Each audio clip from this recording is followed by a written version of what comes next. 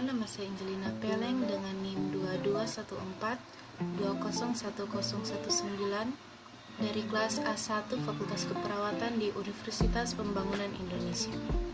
Di video kali ini saya akan membahas mengenai sistem reproduksi. Tujuan saya membuat video ini untuk memenuhi tugas UAS mata kuliah Ilmu Biomedik Dasar. Baiklah, berikut ini pembahasannya. Sistem reproduksi. Reproduksi atau berkembang biak merupakan kemampuan suatu organisme untuk menghasilkan keturunan atau organisme baru agar kelestariannya tetap terjaga. Proses reproduksi oleh sistem reproduksi memiliki dua jenis, yaitu pria dan wanita. Sistem genitalia pria. Sistem ini terbagi menjadi dua, yaitu organ eksterna dan organ interna. Organ eksterna. Yang pertama, skrotum atau kantung pelir adalah sebuah struktur berupa kantong yang terdiri atas kulit tanpa lemak. Di antara skrotum kanan dan skrotum kiri dibatasi oleh sekat yang berupa jaringan ikat dan otot polos atau otot dartos. Otot dartos berfungsi untuk menggerakkan skrotum sehingga dapat mengerut dan mengendur. Yang kedua, penis. Fungsinya yaitu untuk kopulasi atau hubungan antar alat kelamin pria dan wanita untuk memudahkan semen ke dalam organ reproduksi wanita. Organ interna. Yang pertama, testis adalah organ kelamin pria untuk pengembangbiakan, berjumlah sepasang dan akan menghasilkan sel-sel sperma serta hormon testosteron. Yang kedua, epididymis berfungsi sebagai tempat penyimpanan sementara sperma sampai sperma menjadi matang dan bergerak menuju vas deferens.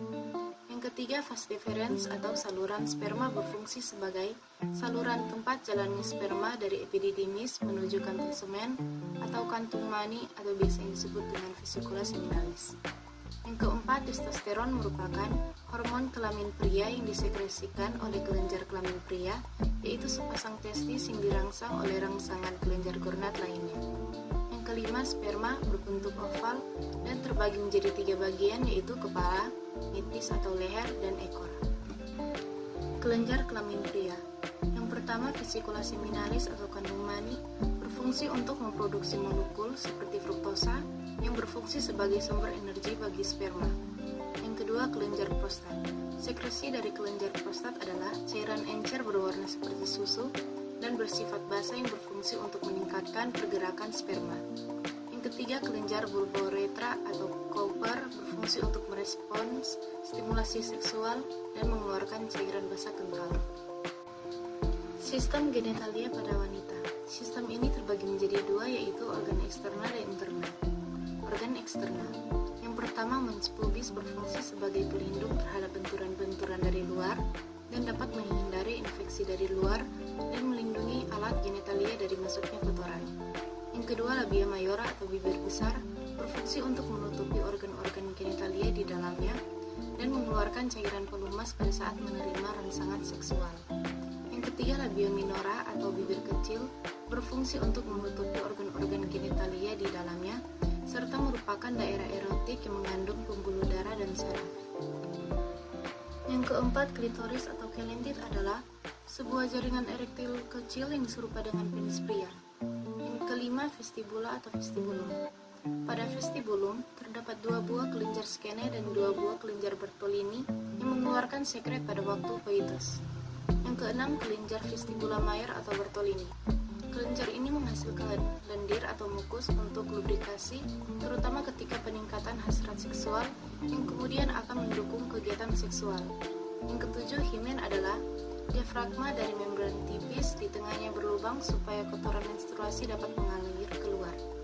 Yang kedelapan, vagina adalah tabung berotot yang dilapisi membran dari jenis epitelium bergaris yang khusus, diakhiri pembuluh darah dan serabut saraf secara berlimpah.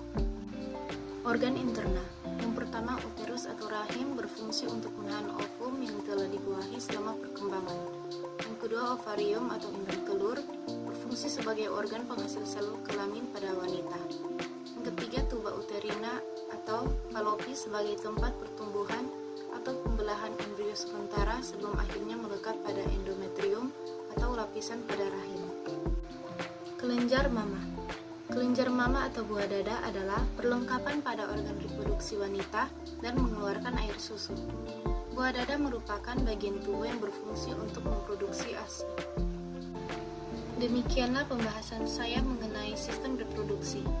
Saya sadar bahwa pembahasan saya ini masih jauh dari kata sempurna, oleh sebab itu segala kritik dan saran yang membangun sangat dibutuhkan. Dan sebelum saya mengakhiri video ini, saya mau mempromosikan kampus saya, yaitu Universitas Pembangunan Indonesia. Di kampus ini ada 6 fakultas, yaitu Fakultas Teknik, Pertanian, Hukum, Fisip, Sastra, dan Keperawatan. Bagi teman-teman yang berkeinginan untuk bergabung bersama kami, bisa ke alamat Jalan Wolter Menginsidi 6, nomor 129, Lingkungan 2, Bahu Manado. Baiklah, sekian informasi dari saya. Kiranya informasi ini berguna untuk kita semua. Terima kasih.